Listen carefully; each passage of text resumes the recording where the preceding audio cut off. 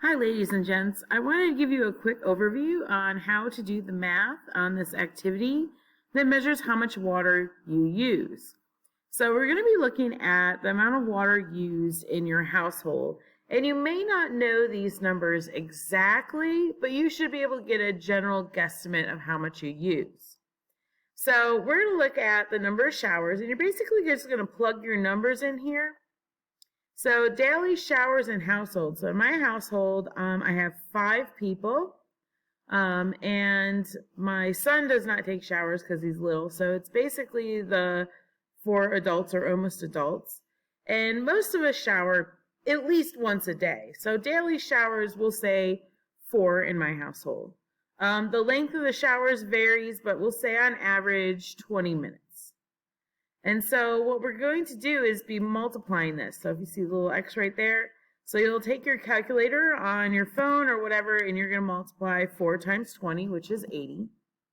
And then that's your answer 1. So you're going to take that 80 and plug it in right here where it says answer 1.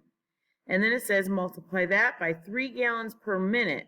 So we're basically at 80 minutes here times 3. So if you take your calculator and do 80 times 3, that's going to give me a whopping 240 gallons. And that's what you're going to put over here, 240. But of course with your numbers, not my numbers, so what goes in your house. I'm going to do one more example for you. Let's do baths. We're going to multiply the number of daily baths by 36 gallons. So daily baths, my son's the only one who takes baths, so like 1. And for gallons, 36. So 1 times 36 is 36. And I'm going to plop that in this N category. The reason why we're putting the numbers out here is because at the end of this assignment, you're going to add them all up to calculate our daily water use.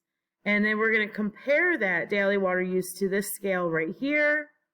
And then you will answer the questions associated with that. Okay? So just a quick little overview of how to plug in your numbers to get your math. Good luck, guys. Bye.